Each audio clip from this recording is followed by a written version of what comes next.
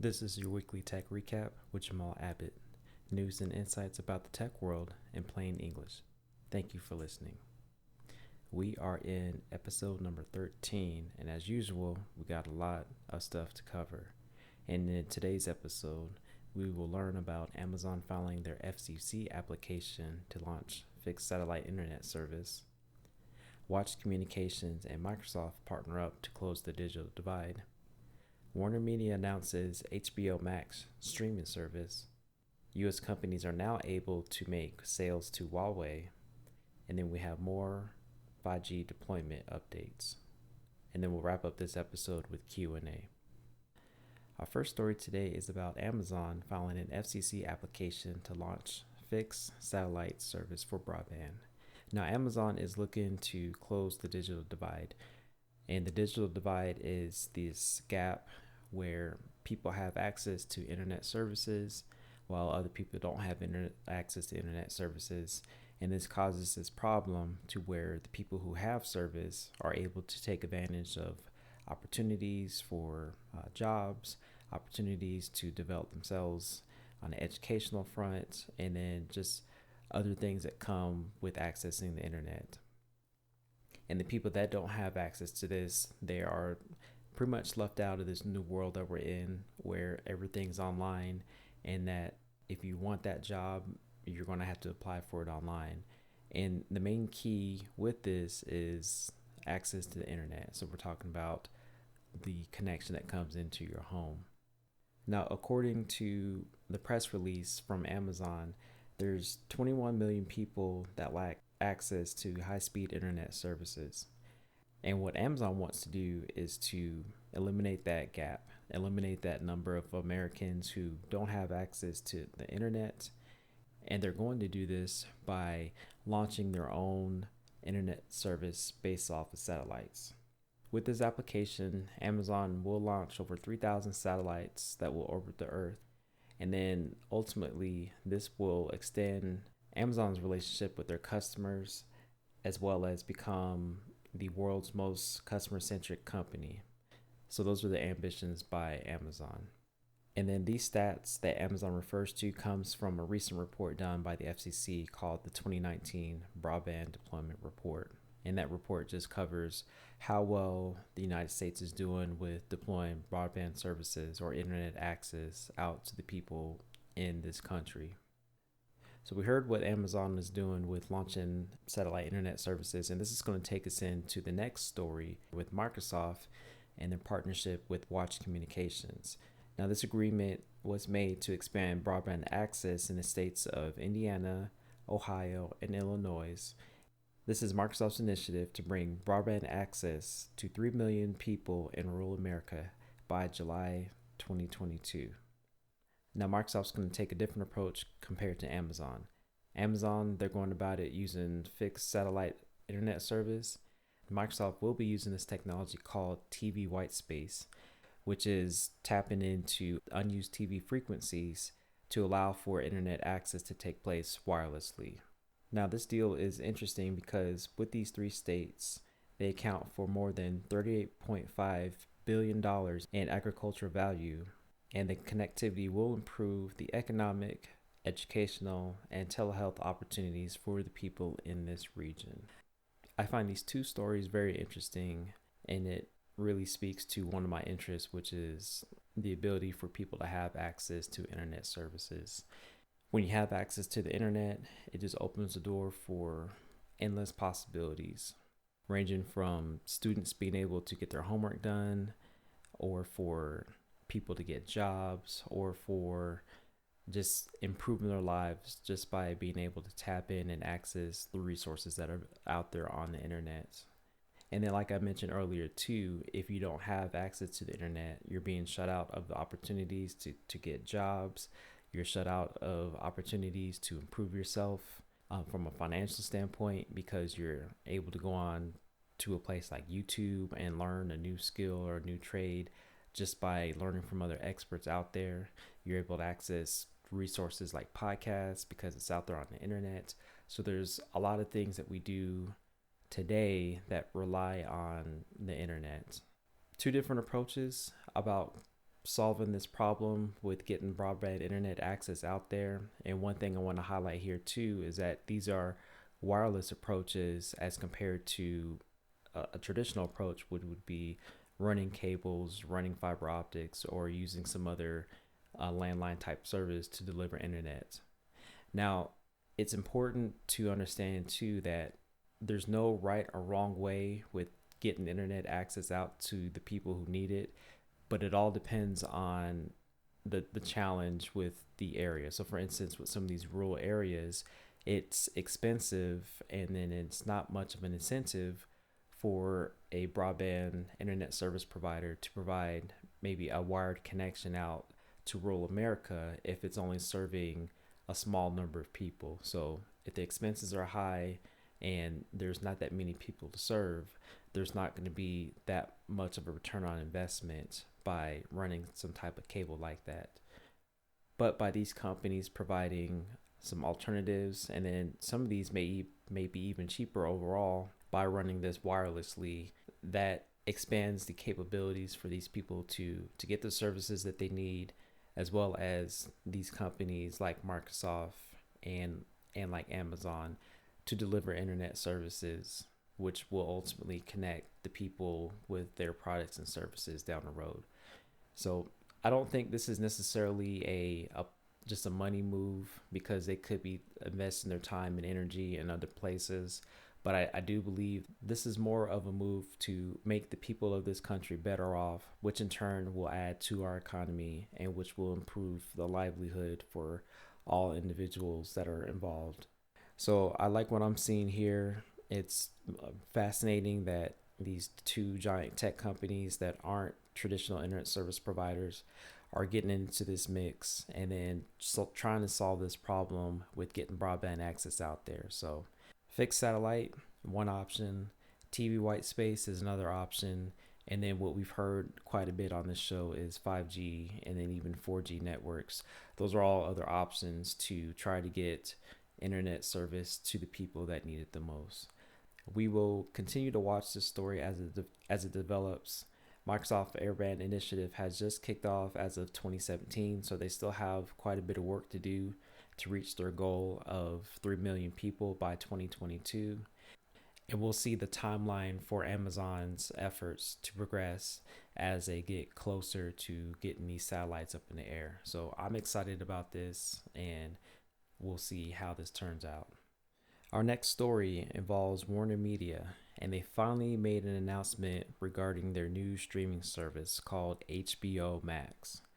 Now, HBO Max is a direct-to-consumer offering, and they have exclusive rights to some classic content. So shows like Friends, and then one of my favorite shows growing up, The Fresh Prince of Bel-Air, as well as some original content. This new streaming service will have over 10,000 hours of premium content, and is expected to launch spring of 2020. All right, so we know that the streaming wars are really starting to kick off now. So we talked about Netflix, who's been around for a while. We've talked about Hulu. We know that Disney has made plans for their streaming service called Disney Plus, which is going to come out the fall of this year, as well as NBC Universal bringing out their streaming platform sometime next year, and now HBO Max. So what I love about WarnerMedia and their announcement of HBO Max is that they actually stuck with the HBO brand name. So very familiar. Everybody knows what HBO is all about, and this brand has been around for quite some time. Pricing hasn't been announced yet, but what the experts are anticipating is that this service will cost somewhere around the $15 range, maybe probably no more than $20. So we'll be on the lookout for this. So those are the initial details. There's lots of content that's out there. So this is the latest entry into the streaming wars. We will see more direct-to-consumer offerings come available as the time goes on.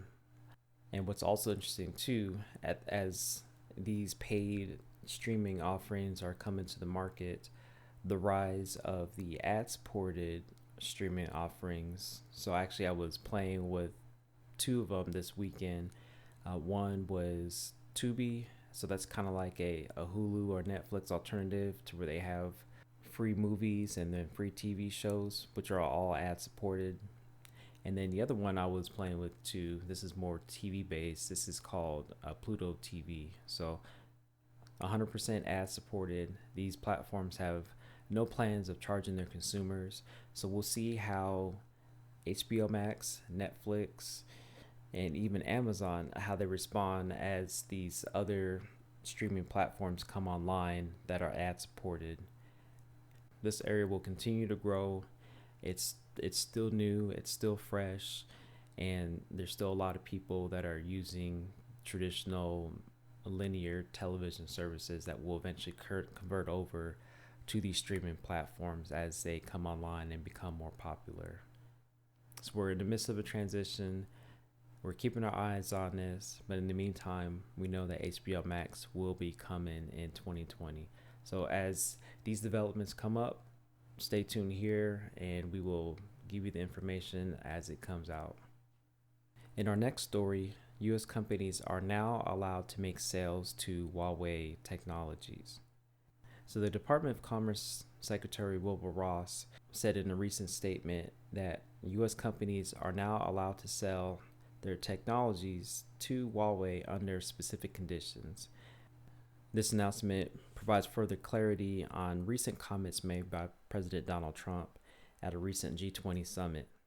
Licenses can only be granted if the sale of the technology does not put national security at risk. Now, this does not change the initial ruling the U.S. made by putting Huawei on its known entities list, and this requires a license by the U.S. government to do business with U.S. firms. Now, this story is important because it provides a little bit more clarification on U.S. companies' relationship with Huawei. So as this trade war is going on, it causes a little uncertainty for the companies that are doing business and already using existing Huawei technologies for delivering their products and services. There was one story that I was reading where a company actually lost about 50% of their business because of this ban of selling Huawei equipment. In the short term, this company gets the business back. But as you can see how these policies can have an effect on the livelihood and the well-being of U.S. firms. And for me, this is a good lesson in having diversification. So having diversification in your suppliers, having diversification in your partners. So that way, if something like this happens to where you're unable to use a key supplier or something changes in a business model, you're not left with half your business leaving overnight because of a policy change. So how this policy affects the technology, it's fascinating. I'm still following this, and we'll see how this develops over time. But in the meantime, the U.S. companies that are selling Huawei technologies, as long as these sales don't pose a risk to national security, they're able to make these sales. But Huawei can't take part in using U.S. intellectual property not without approval from the federal government. So I'm sure the story will develop and continue to get interesting as the days and the weeks go on. Transition to our next story, we have more 5G deployments to report on. Sprint recently launched 5G services in Chicago. With this move, it brings service to over 700,000 people in the area. Sprint previously launched service in the areas of Atlanta, Dallas-Fort Worth, Houston, Texas, and Kansas City. And the company is also expected to launch service in the areas of Los Angeles, New York City, Phoenix, and Washington, D.C. in the next coming weeks. Sprint's network is expected to cover 11 million people across these 9 markets, and Sprint will have the bragging rights of having the largest initial 5G coverage footprint in the United States. Now moving over to Germany, and Deutsche Telekom launches 5G service in Germany. This rollout will start in 6 German cities and then leading to 20 cities in the next 18 months. With this launch, 5G phones and plans are available. So if you are in Germany, you have access to this. If you want a list of what's going on here, head to jamalabbott.com and then check out this episode for a link for more information on this deployment. And for the final 5G update, we learn more about China Mobile. So China Mobile is the largest mobile provider worldwide, and they have plans to deploy 5G in over 50 cities by the end of 2019. China Mobile will also invest $440 million for 5G content. And for the Asian region, mobile operators are expected to invest $370 billion between 2018 and 2025. That's a lot of money for 5G networks. All right, so we reached the QA portion of the show. And if you have any questions that you want answered, let me know. You can reach me a couple different ways. One way is via email, and that's jamal@thephoneguy.com, and that's THA phoneguy.com. Shoot me your questions there. You can also reach me on social media. One of the popular places that I get a lot of questions is on Quora, so it's Jamal Abbott on Quora. Feel free to ask me questions on that platform. You can also reach me at LinkedIn, Instagram, Facebook, Twitter. I got you covered on the social media front. And so this first question comes from Jack, and he wants to know, why are wireless companies halting the use of 3G phones? So Jack, this is a great question, and the reason why 3G phones and 3G services are being halted is because that network is in a state of transition. So what's going on as these 4G and even 5G networks come online, they eventually stop the use of the previous generation networks.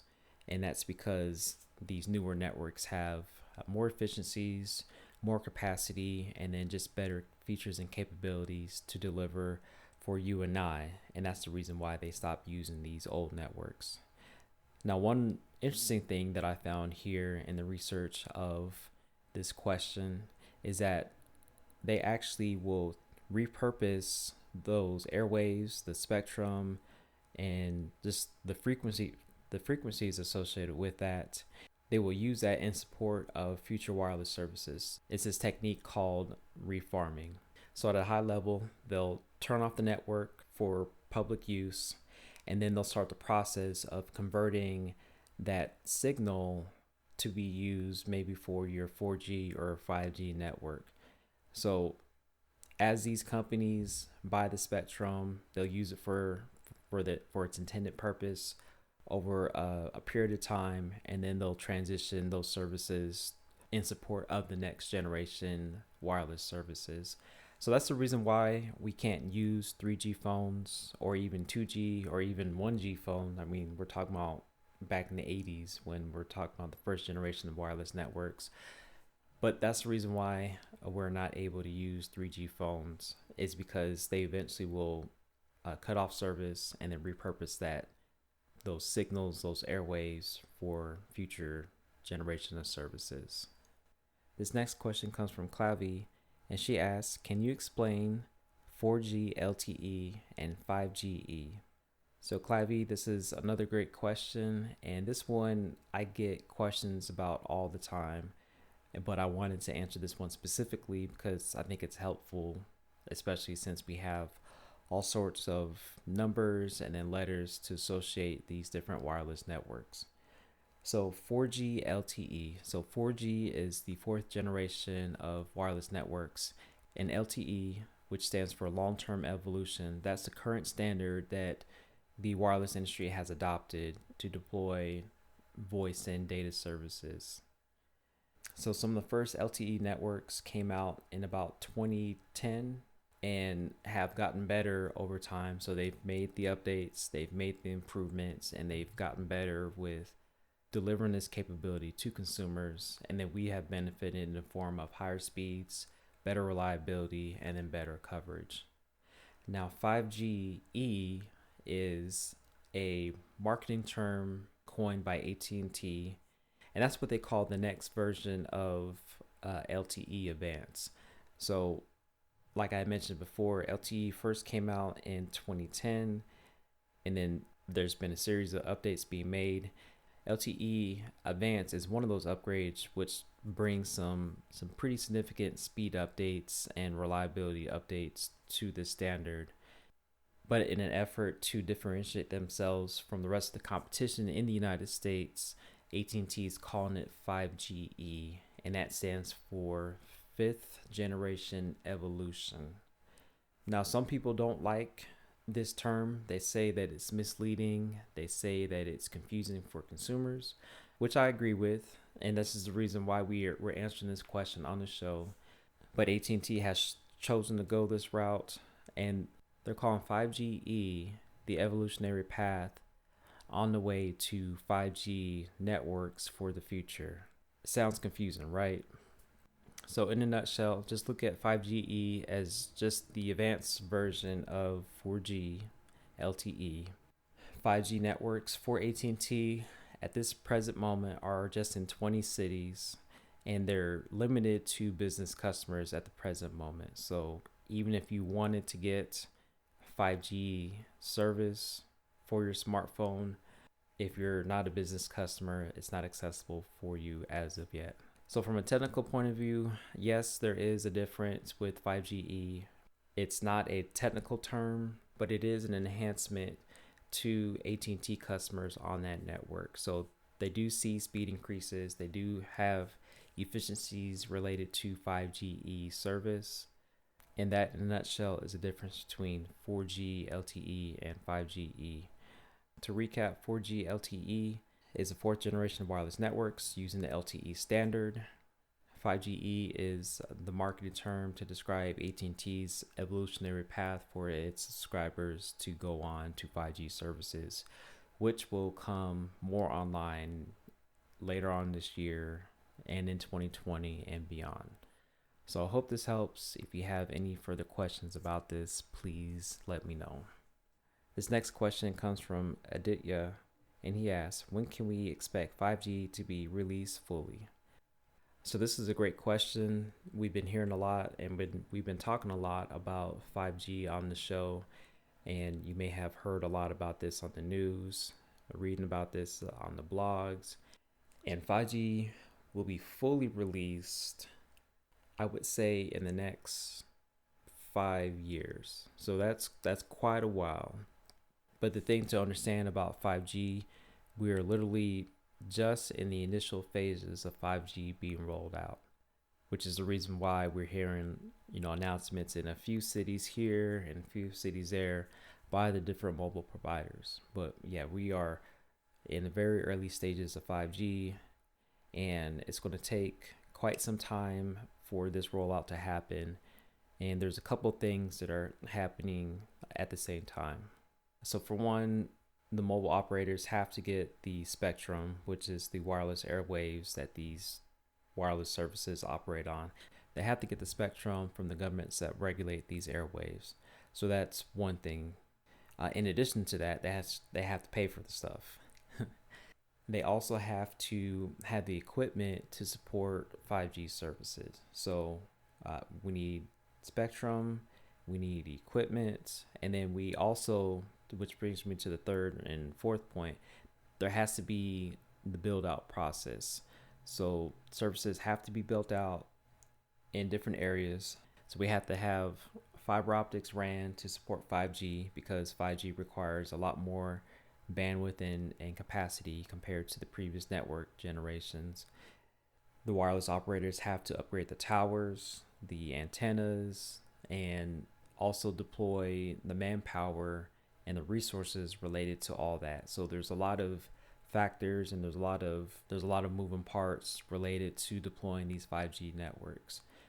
With the initial 4G networks that we talked about before, they were first introduced in 2010, and then it took about 2 years for each of these carriers to get their networks up and running for 4G. So I'm expecting that's going to be the case for 5G.